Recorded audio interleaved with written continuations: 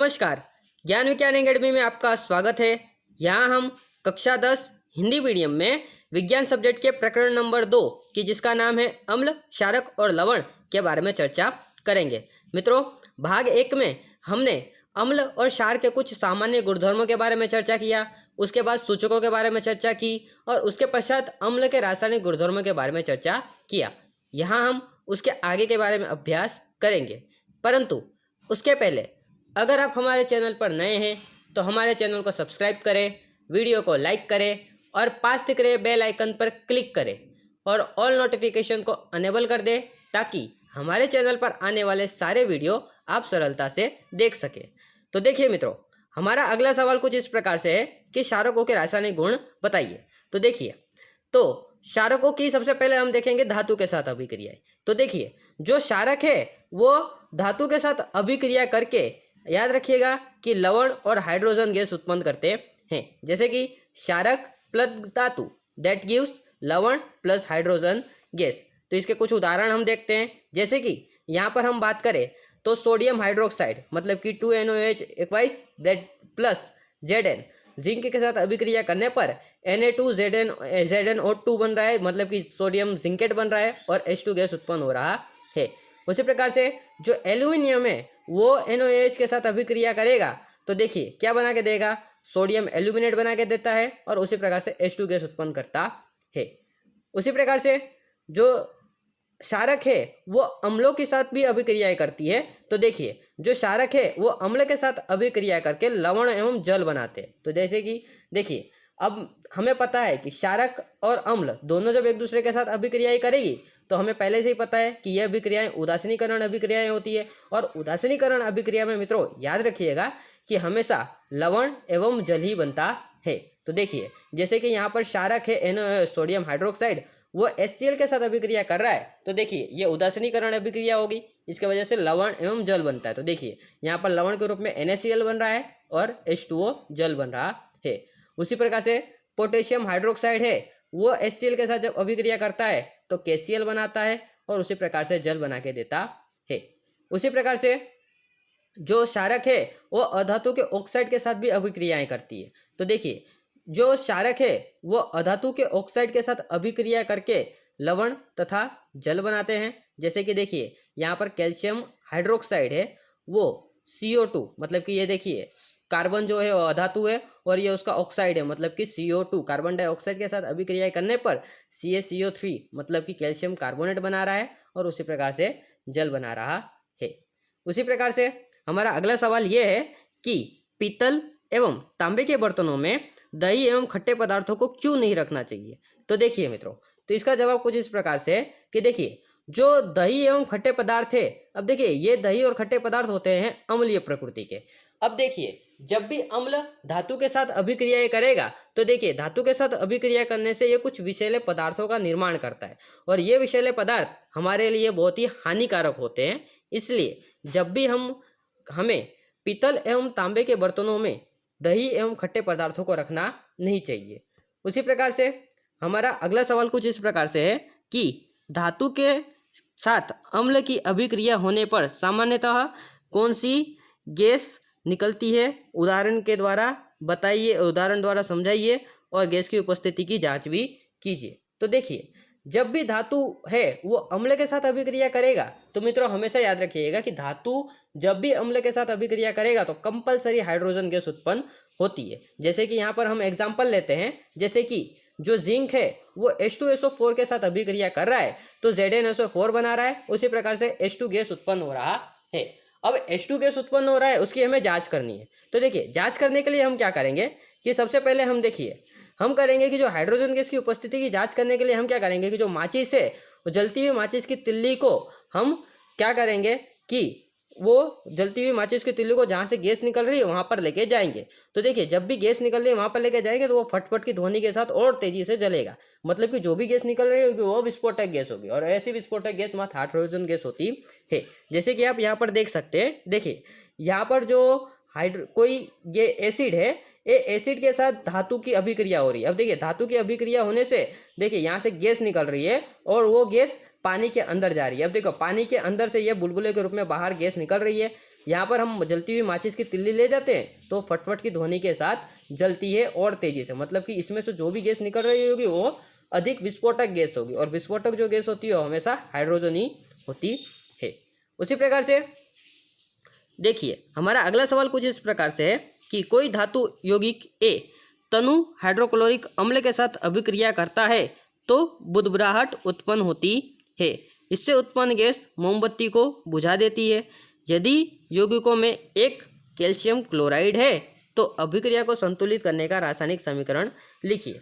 तो देखिए मित्रों, अब यहाँ पर देखिए कोई एक धातु का यौगिक ए है और वह उसमें उसकी जब हम HCl के साथ अभिक्रिया कर रहे हैं तो कोई एक ऐसा पदार्थ बन रहा है जो मोमबत्ती को बुझा दे रहा है, मतलब कि जो भी गैस बन रहा होगा वो दहन शामक गैस होगा। अब मित्रों याद रखिएगा कि दहन शामक गैस खाली एक ही गैस होता है, वो होता है CO2, मतलब कि यहाँ से जो भी गैस बन रहा होगा वो CO2 उत्पन्न करता होगा। तो देखिए, तो हम निश्चित रूप से कह सकते हैं कि जो पदार्थ है वो क्या होगा, कैल्शियम कार्बोनेट होगा। देखिए जो कैल्शियम कार्बोनेट है वो हाइड्रोक्लोरिक अम्ल के साथ अभिक्रिया करके कैल्शियम क्लोराइड और कार्बन डाइऑक्साइड गैस बनाता है। अब देखिए ये कार्बन डाइऑक्साइड जो गैस होती है वो होती है दहन शामक गैस। वो क्या करेगी कि वो जो जलती हुई मोमबत्ती है उसको क्या करेगी, बुझा देगी। तो इसलिए इसकी कुछ रासायनिक अभिक्रियाओं का संतुलन इस प्रकार से है। देखिए जैसे कि CaCO3 solid plus twice HCl that gives CaCl2 twice aqueous plus H2O plus CO2। अब देखिए ये जो CO2 है वो जलती हुई मोमबत्ती को क्या करेगी, बुझा देती है।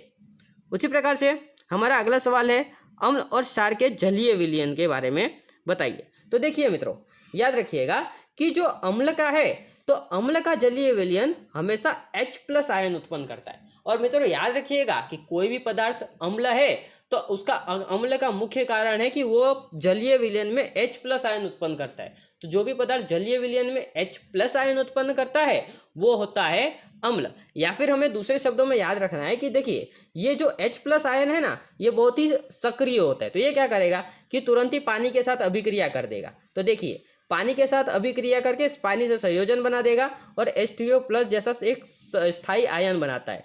तो किसी भी पदार्थ की अम्लीय गुणधर्म के लिए जवाबदार कारण उसका H3O+ आयन होता है या फिर H+ आयन होता है। तो कोई भी पदार्थ अम्लीय होए तो उसमें से कंपलसरी H+ आयन उत्पन्न होता है। जैसे कि मैं बात करूं तो देखिए यहाँ पर HCl है वो H2O के साथ अभिक्रिया करके H+ प्लस Cl- जैसे आयनों में टूट जाता है। उसी प्रकार से जो HNO3 है वो H2O के साथ अभिक्रिया करके भी बहुत ही आसानी से H+ आयन मुक्त कर देता है। और मित्रों याद रखिएगा कि जो पदार्थ जितनी आसानी से H+ आयन मुक्त करता है उस पदार्थ की अम्लीय प्रवृत्ति उतनी अधिक होती है। और जो पदार्थ जितनी मतलब कि जो पदार्थ जो आसानी से H+ आयन मुक्त नहीं कर पाते उनकी अम्लीय प्रवृत्ति उतनी ही कम होती है। उसी प्रकार से याद रखिएगा मित्रों कि जो क्षार होते हैं वो क्षार के जलीय विलयन OH- आयन उत्पन्न करते हैं। जैसे कि मैं बात करूं यहाँ पर देखिए NaOH है वो H2O के साथ अभिक्रिया करके दो पदार्थों के उत्पन्न करता है। एक उत्पन्न करता है Na+ और दूसरा उत्पन्न करता है OH-। उसी प्रकार से मैं बात करूं तो KOH की, तो वो भी अपने जलीय विलयन में जब अभिक्रिया करेगा तो K+ उत्पन्न करेगा, उसी प्रकार से OH- आयन उत्पन्न करेगा। तो किसी भी पदार्थ की क्षारीय गुणधर्म के लिए जवाबदार आयन कौन सा होता है तो उसका OH- आयन होता है। उसी प्रकार से किसी भी पदार्थ के अम्लीय गुणधर्म के लिए जवाबदार आयन कौन सा होता है तो याद रखिएगा उसका H+ आयन होता है या फिर H3O+ आयन होता है। उसी प्रकार से हमारा अगला सवाल कुछ इस प्रकार से है कि अम्ल और क्षारों के जलीय विलयन उद्दीप के सुचालक क्यों होते हैं। तो देखिए इसका आंसर कुछ इस प्रकार से देखिए कि अम्ल और क्षार के जलीय विलयन, देखिए अम्ल और क्षार के जलीय विलयन जो है वो पानी में आयनीकृत होकर धन एवं ऋण आयनों में टूट जाते हैं। और ये धन एवं ऋण आयनों की उपस्थिति के कारण ये जो विलयन होते हैं वो आयनीय हो जाते हैं, जो विद्युत के लिए कैसे होते हैं, सुचालक होते हैं। विभिन्न प्रकार के अम्लों के रासायनिक गुण समान होते हैं। और याद रखिएगा कि जो अम्ल है वो जलीय विलयन में H+ आयन उत्पन्न करता है, मतलब कि H+ आयन वो उत्पन्न करता है जिसके वजह से वो आयनीय पानी जो है वो आयनीय बन जाता है, जिसके वजह से आसानी से वो विद्युत का वहन कर सकता है। उसी प्रकार से हम बात करें जो क्षारक होते हैं वो भी रासायनिक गुण उनके समान होते हैं और वो सारे के सारे क्षारक जलीय विलयन में OH- आयन उत्पन्न करते हैं। इसके वजह से वो विलयन को आयनीय बना देते हैं और आयनीय विलयन जो होता है वो बहुत ही आसानी से विद्युत का वहन कर पाता है। उसी प्रकार से हमारा अगला सवाल कुछ इस प्रकार से है कि परख नली ए एवं बी में समान लंबाई की मैग्नीशियम की पट्टी लीजिए। अब परख नली ए में हाइड्रोक्लोरिक अम्ल तथा परख नली बी में एसिटिक अम्ल लीजिए। अब किसमें बहुत तेजी से बुड़बुड़ाहट होगी और क्यों, इसका हमें आंसर देना है। तो देखिए मित्रों, इसका आंसर कुछ इस प्रकार से है, जैसे कि देखिए परख नली ए में हमने हाइड्रोक्लोरिक अम्ल लिया है और परख नली बी में हमने एसिटिक अम्ल लिया है, और उनकी हम क्या करेंगे कि इनके साथ हम मैग्नीशियम की पट्टी इनके अंदर डुबोएंगे। तो किस में बहुत तेजी से अभिक्रिया होगी और किस में अभिक्रिया नहीं होगी, उसके बारे में हमें सोचना है। तो देखिए मित्रों, जो ये हाइड्रोक्लोरिक अम्ल है बहुत ही आसानी से H+ आयन उत्पन्न कर देता है। तो इससे क्या होगा कि जो परख नली ए है उसमें बहुत तेजी से बुड़बुड़ाहट होगी, जबकि एसिटिक अम्ल है वो आसानी से H+ आयन मूव तो नहीं कर पाता। मतलब कि ये कैसा एसिड होता है, निर्मल अम्ल होता है। इसके वजह से क्या होगा कि जो हाइड्रोक्लोरिक एसिड है उसमें बहुत तेजी से बुड़बुड़ाहट होगी, क्योंकि जो हाइड्रोक्लोरिक एसिड है वो एसिटिक अम्ल की तुलना में बहुत ज़्यादा प्रबल है। अतः हाइड्रोक्लोरिक एसिड मैग्नीशियम की पट्टी को तीव्रता से अभिक्रिया करके गैस को उत्पन्न करेगी, जो समीकरण नीचे अनुसार है। अब देखिए मित्रों, ये जो मैग्नीशियम की पट्टी है वो क्या करेगी कि देखिए मैग्नीशियम है तो धातु के अम्ल के साथ अभिक्रिया होगी तो क्या होगा, H2 गैस ही उत्पन्न होगा। तो उसी तरह देखिए यहाँ पर देखिए धातु है वो HCl के साथ बहुत तेजी से अभिक्रिया करके MgCl2 प्लस H2 गैस बहुत आसानी से उत्पन्न कर पाती है। परंतु वही मैग्नीशियम जो है वो एसिटिक एसिड के साथ अभिक्रिया करता है। तो देखिए एसिटिक एसिड बहुत आसानी से H+ आयन मुक्त कर पाता नहीं है। क्यों नहीं मुक्त कर पाता, क्योंकि ये बहुत ही निर्बल एसिड होता है।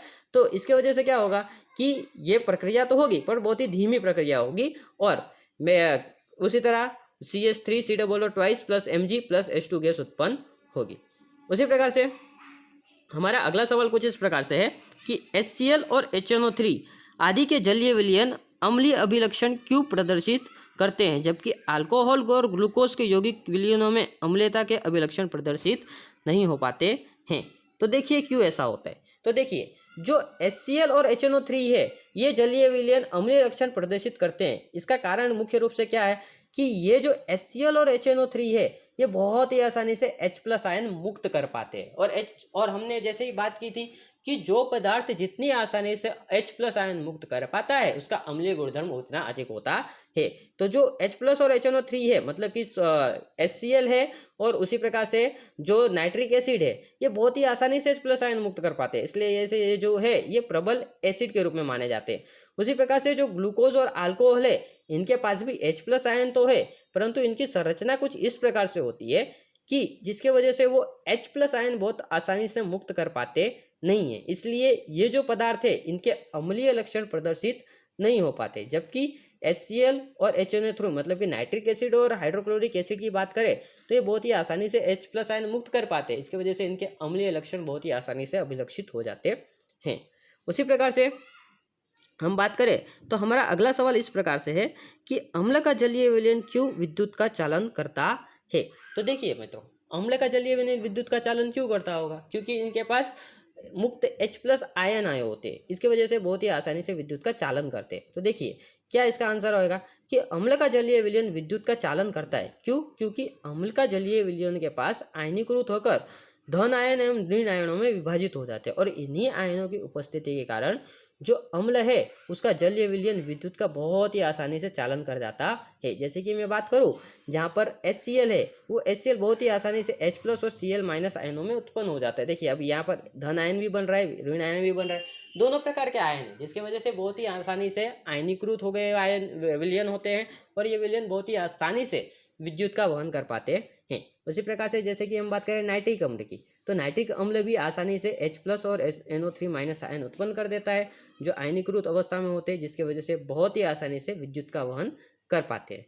उसी प्रकार से हमारा अगला सवाल इस प्रकार से है कि शुष्क हाइड्रोक्लोरिक गैस वो शुष्क लिटमस के साथ रंग में क्यों परिवर्तन नहीं कर पाता। तो देखिए इसका कारण कुछ इस प्रकार से है। देखिए जो शुष्क हाइड्रोक्लोरिक एसिड होता है ना वो लिटमस का रंग में परिवर्तन नहीं कर पाता। क्यों नहीं कर पाता कि देखिए ये जो शुष्क हाइड्रोक्लोरिक एसिड है उसमें क्या होता है कि अब यहाँ पर जल की अनुपस्थिति होती है, इसीलिए जो शुष्क हाइड्रोक्लोरिक अम्ल है वो जो है वो आयनीकृत नहीं हो पाता, जिसके वजह से क्या होता है कि आसानी से विद्युत का वहन नहीं कर पाता, और उसी प्रकार से जो ये लिटमस है, लिटमस के रंग में भी परिवर्तन नहीं कर पाता। क्यों नहीं कर पाता?